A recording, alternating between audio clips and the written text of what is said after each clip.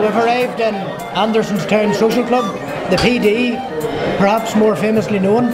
I'm about to launch my book, Keeper Lit, which I've written in the past year, you might say.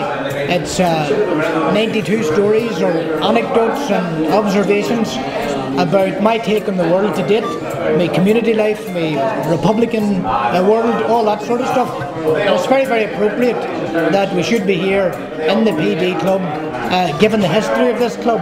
And I've met many of the members of the club here this evening, and they've been sharing with me the story of this club, its centrality within the life of Belfast republicanism, and also the fact that in the course of the conflict, 2 managers of this club were killed. And I'm pleased to see over here on the wall images of Oglach Danny Burke and Oglach Jack McCartan. So their images are preserved here forever. These people who were very, very meaningful for this club and made a big contribution to this club. I'm here tonight to meet some Belfast Republicans who are interested perhaps in hearing a wee snapshot of what's in my book.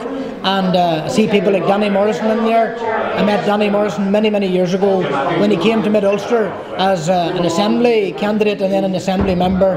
People like Jim Gibney in there and Bobby Story, lads that I was on the Crumlin Road with. So I'm looking forward till this evening just sharing some experiences, rural and urban, of the one struggle. This is actually my 6th launch in a row. I started off on Monday night in Omagh. I've been in Carrickmore, my home place, Coal Island, Newry, and last night I was in Listowel, the Cultural and Literary Centre in Listowel, County Kerry. You'd want bragging rights if you write a book. You'd want to be fit to say, I launched my book in a literary centre in Listowel.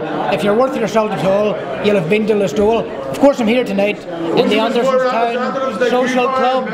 Thanks very much. Bobby Story has just interrupted me there with words of inspiration.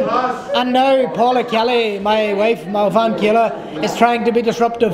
So in the book, I get my own back on the likes of Paula there. But what I would say is, I enjoyed writing the book, I enjoyed telling me stories, and I might even consider volume 2 in due course.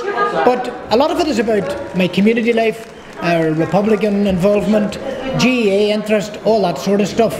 So really it's my mixed take on the world. It's called Keeper Lit because that's essentially an exhortation for people to sustain the flame in the city. Sometimes I think city people are more sophisticated than us country people, so maybe Keeper Lit, a variant, needs to be offered to the city people, and that might be in good spirit, sustain the flame.